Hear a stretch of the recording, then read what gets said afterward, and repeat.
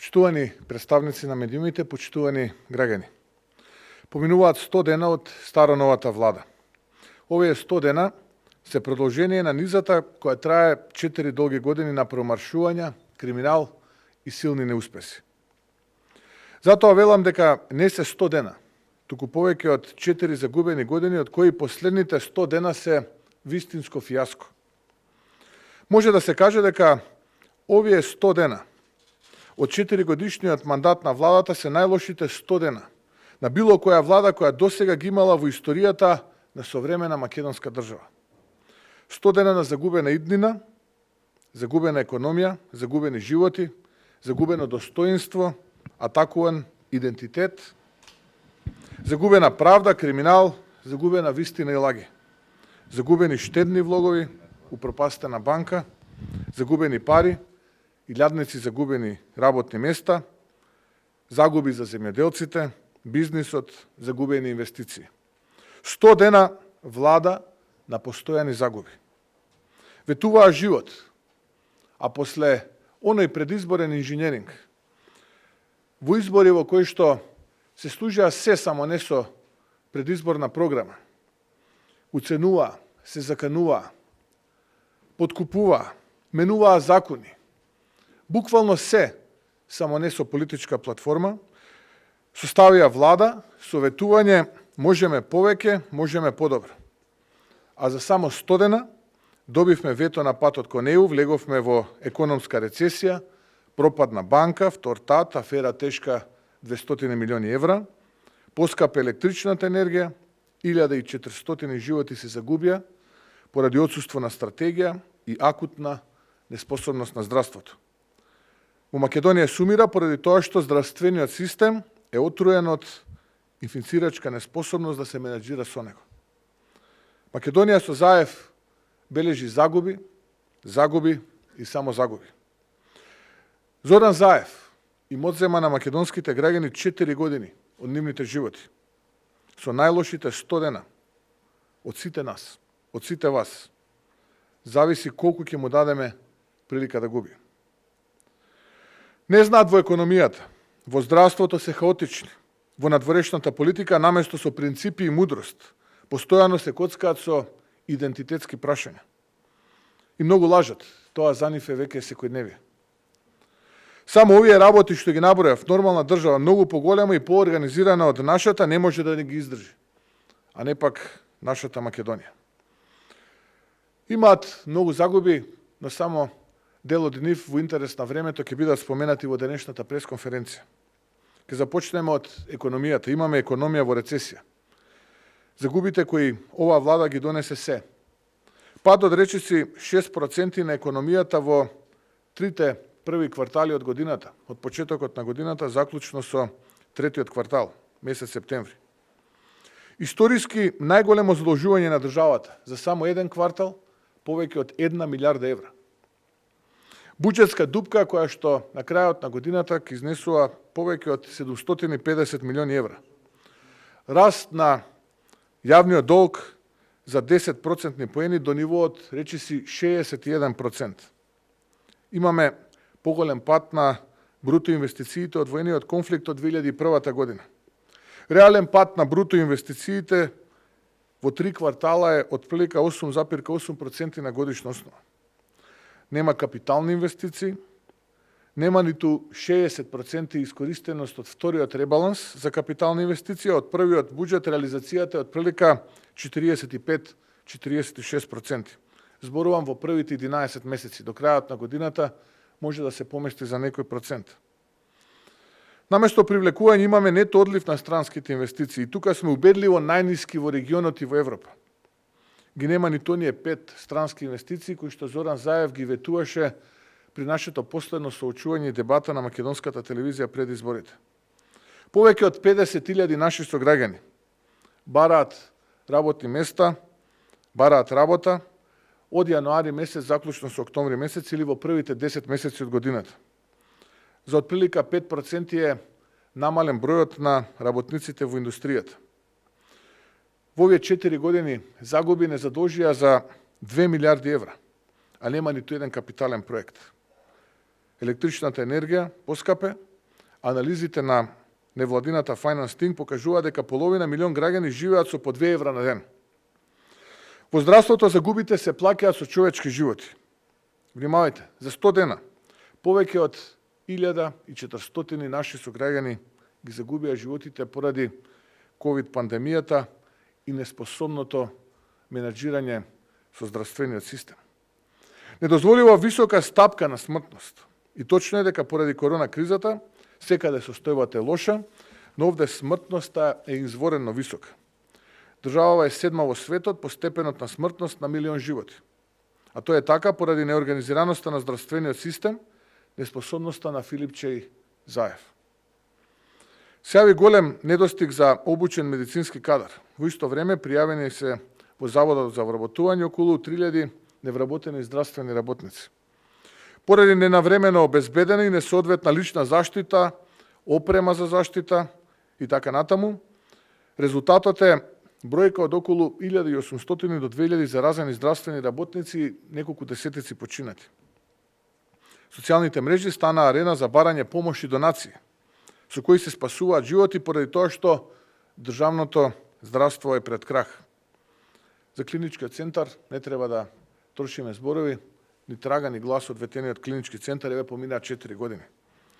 Груба и брутална лага е дека лекарите земаат 100.000 денари плата. Капитацијата на матичните лекари не е покачена, иако тоа е она кое што тие го ветуваа. Тие не се помогнати ниту во ковид пандемијата. Дежурствата на специјализантите не се платени, приватните специјализанти немаат ниту здравствено осигурување. Во земјоделието состојбата е драматична. Цената на тутунот е на најниско ниво во последните 15 на години. Килограм тутун вреди колку кутија цигари, додека владата на Заев дозволи увоз на тутунот. Последните денови гледаме дека и оризопроизводителите се буквално во агонија поради ниската, историски најниската откупна цена за оризопроизводителите. Во овие 100 дена лозарите го фрлаа лојзето по нивите, затоа што исто така беа измамени од владата. Во овие 100 дена немаше ниту субвенции за житните и градинарски култури. Без субвенција стана и оние со лозов и овошен насад. Акумулациите езерата се целосно испразнати. Еколошка катастрофа, буквално во секој поглед. Природните и вештачките езера се на биолошкиот минимум, а власта од таквото празнење прави бизнис. Образованието е на колена.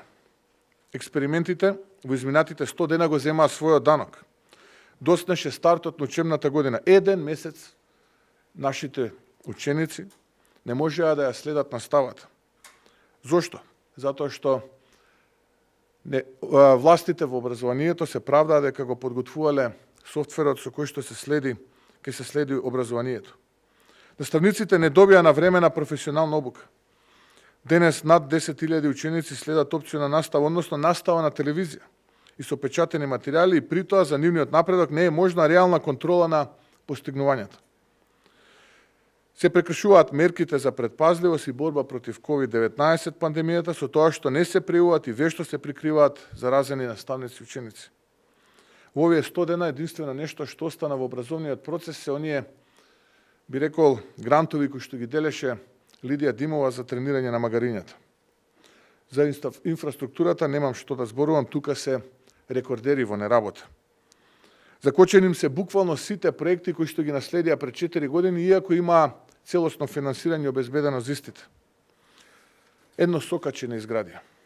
Гасификацијата доцни, секои избори буквално последните 4 па и повеќе години, кога станува збор за СДСМ, се ветува гасификацијата, од гасификацијата ни трага ни глас. Еве, 4 години се на власт. Автопатот Кичево Охрид е закочен. Првиот дел од автопатот за Блаце, овие 2 километри, веќе 4-та година не успеваат ни да ги започнат со градежни активности, а да не зборуваме за завршување. Се фалат со експресни патишта, како оној Штип Радови, за кои целосно ги обезбеди средствата и проектите, претходната влада на ВМРО ДПМН се уште не е завршен. Во културата со недели и месеци доцнеа платите. Немаат ниту еден значаен проект кој што го започна, а не пак истиот тој да го финишираат. Оваа година не успеа ниту да ја доделат наградата Свети Климент Охридски, кој е највисоко признание за долгогодишни остварувања во областа на воспитанието, образованието, културата и уметноста. Скандалите не престанаа. Имаме влада со најголем број скандали. Земјава и понатаму во сите рангирања на прво место во Европа по стапката на криминал и корупција. Како што кажав на почетокот од денешната пресконференција, се случи пропаѓањето на Евростандард банката. Министерката за финансии неколку месеци пред пропаѓањето ги излекла штедните влогови, но за жал оние штедни влогови на обичните граѓани пропадна.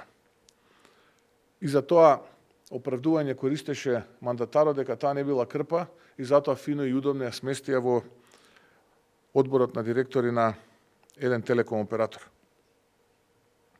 Сомневањата и окажувањата од страна на граѓаните, но и од страна на сведоци се дека 29 струмички фирми се директно поврзани со фамилијата Заеви и истите оствариле профит од 13 милиони евра, бидејќи не враќале кредити кои ги земале без покритие од Евростандард банката.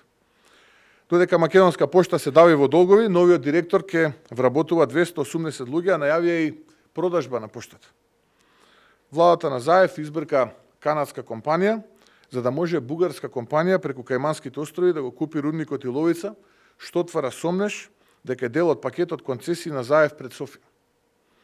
Илјаници евро од Лидија Димова и агенцијата со која таа раководеше завршија во фризерница, обука на магариња и што ли уште не. Понатаму, за народот, за граѓаните, за оние компании кои што не се на слободниот пазар, имаме поскапа електрична енергија. Додека пак компании блиски до семејството Заеви добиваат тендери од универзалниот снабдувач на електрична енергија. Се случи и аферата Дака во првите 100 дена. Се потврдија разговорите кои што беа стекнати на нелегален начин дека се точни. И во првите 100 дена контраверзниот бизнисмен анти-НАТО и анти-ЕУ направи бизнис со земјиште во Тетово и Шик Јелак вреден 200 милиони евра за нови 2000 стана. Сметките од кои е плаќано се од Панама, додека власта за сето тоа нормално молчи. За сите неправди во судството и трас одлуки тргнаа да прават нов уставен судија од Кацарска. А уставните судови во услови на најсилна сиромаштија сами си ги покачија платите додека власта повторно за сето ова молчи. Врвот на загубите, круната на загубите е ова последно вето од Европската унија. Требаше да добиеме датум за преговори, но добивме вето. Вето кое не е само кочница за еднината, туку израз на исклучителна неспособност на владата, на Зоран Заев и неговата домат меѓународна политика. После 4 години лаги, дека само што не сме почнале преговори, денес е јасно дека имаме влада која не може да испорачи европски иднина. Ја лажеше јавноста дека ќе имаме европски иднина, се откаже од Македонија и продолжи со скандалозното интервју на бугарскиот медиум да се откажува од идентитетот. Тој де факто не му успеа затоа што изминативе денови се случи народ. Овој пат народот и ние заедно со него, сите заедно, оние кои што беа со нас на улиците, но и оние кои не поддржуваа во своите срца, успеавме во првиот чекор да ги откажеме од намерата да се откажат од придавката македонски и да го распродадат македонскиот идентитет. Успеавме сите заедно, народот успеа да одбрани менување на историјата, откажување од нашето право на антифашистичка борба. Народот одбрани ретуширање на историјата и прикажување на фашистите за ослободители. Тоа е заслуга на народот. Но и доказ дека секогаш кога сме обединети и кога треба, народот се обединува и се исправа пред секој предизвик. Ова добиена битка не значи дека за секогаш сме успеале, драги пријатели, почитувани сограѓани. Ова е само првиот чекор. До крајната цел има уште многу време.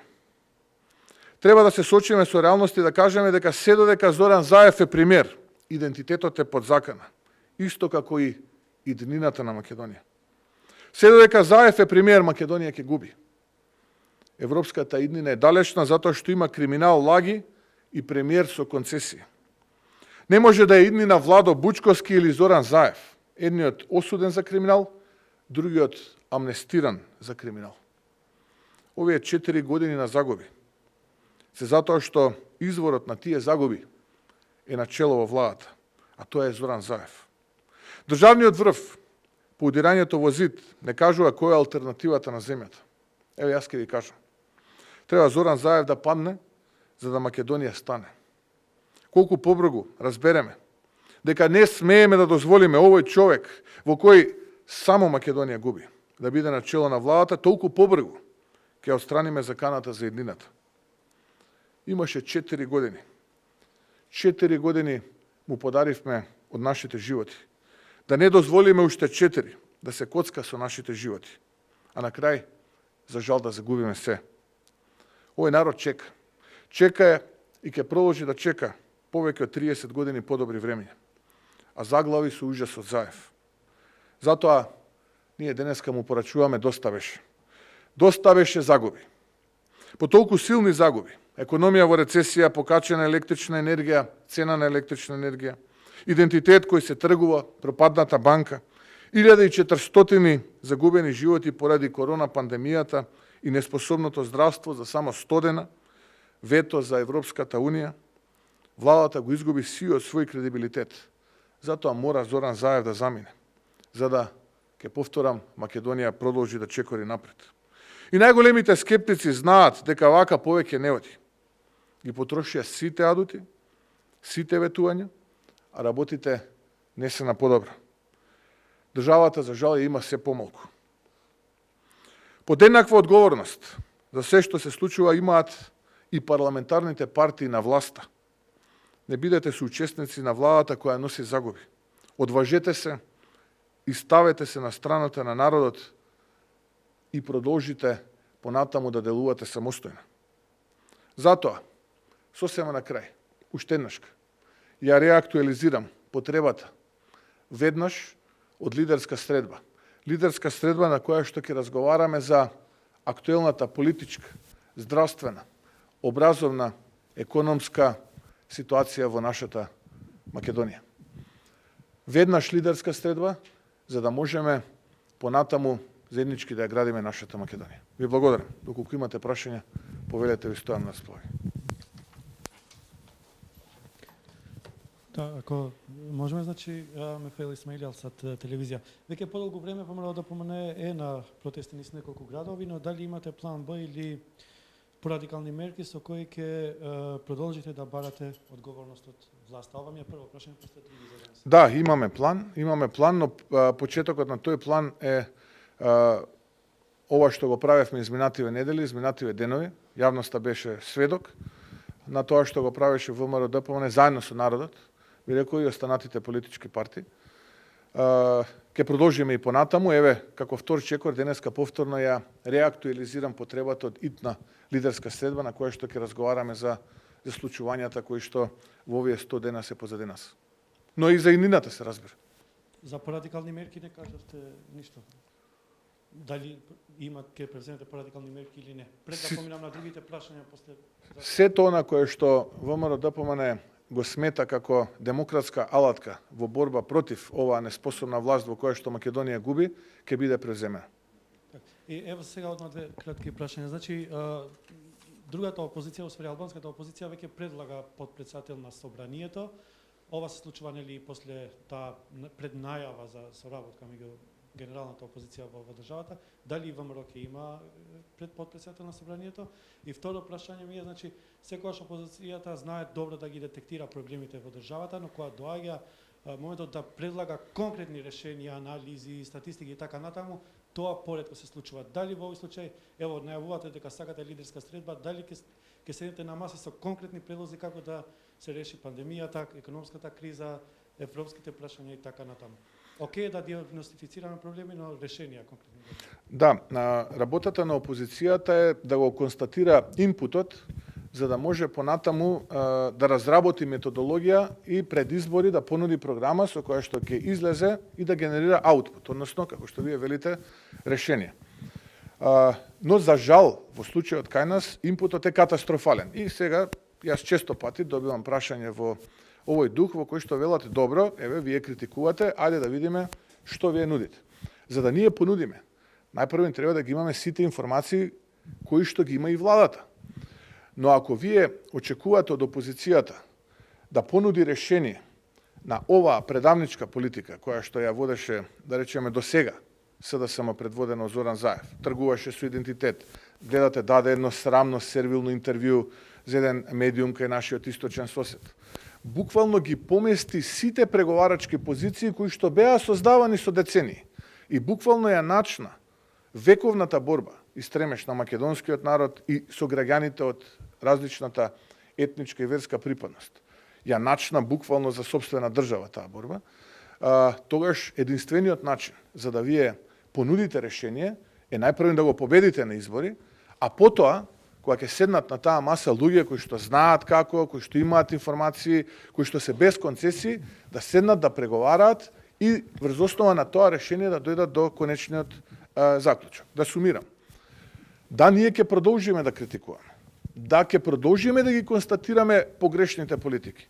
Но овие се толку погрешни политики, што мораме најпрво да го победиме Зоран Заев, а потоа да седнат луѓе кои што знаат како и да понудат решенија за сите овие проблеми. Дел од тие решенија беа и во нашата предизборна програма. Еве ќе ве потсетам на едно такво решение, понудивме да се формира ковид комисија која што исклучиво ќе се занимава со ковид пандемијата. Бевме брутално одбиени. Еве ќе ве потсетам во минатото.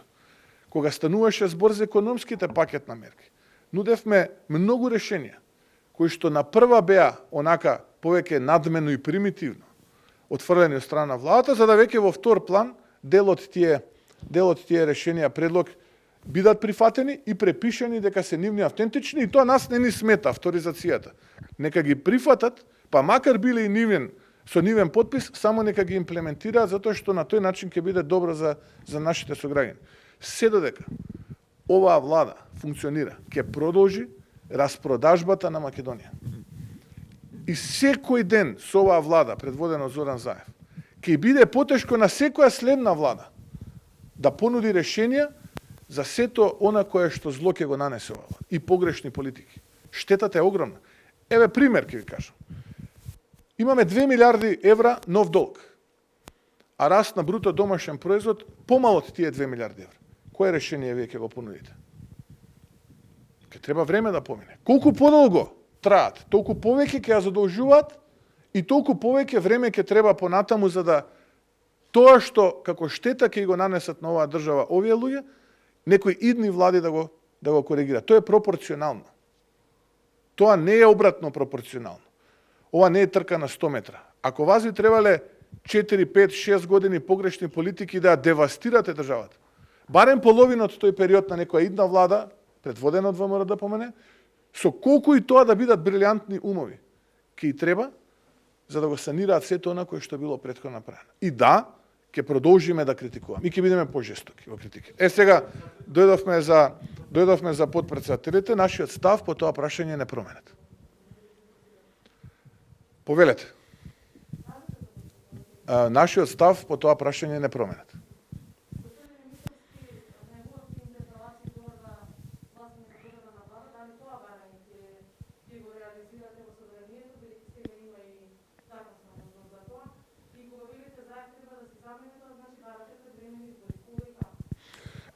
Првото прашање ќе бидете трпеливи, чекор по чекор ќе следите активностите на ВМРО ДПМН во периодот кој што следува, поврзано и со интерпелациите на министри и со барање на доверба на владата и така натаму. Инаку да, кога здравствените услови ќе го дозволат тоа, треба да се случат предвремени парламентарни избори. Ние не велиме, не сме СДСМ и не велиме дека во услови на кризна состојба и во услови на пикови на пандемија дека треба да се случат предвремени парламентарни избори, се извинувам, но затоа побаравме формирање на експертска влада која што ќе биде составена од експерти, луѓе кои што си ја знаат работата, а не овие флагрантни импровизатори кои што денеска се тука присутни, и врз основа на таа експертска влада која ќе се создадат тие услови да се случат предвремените парламентарни избори. Ние водиме политика која што се темели на факти, стратегија и визија. Не водиме политика од денес утре, ниту пак политика со акробации по социјални медиуми. ВМРО ДПМН е државотворна партија, таква била и таква ќе продолжи да биде. Повелете ако има и други прашања. Ви благодарам.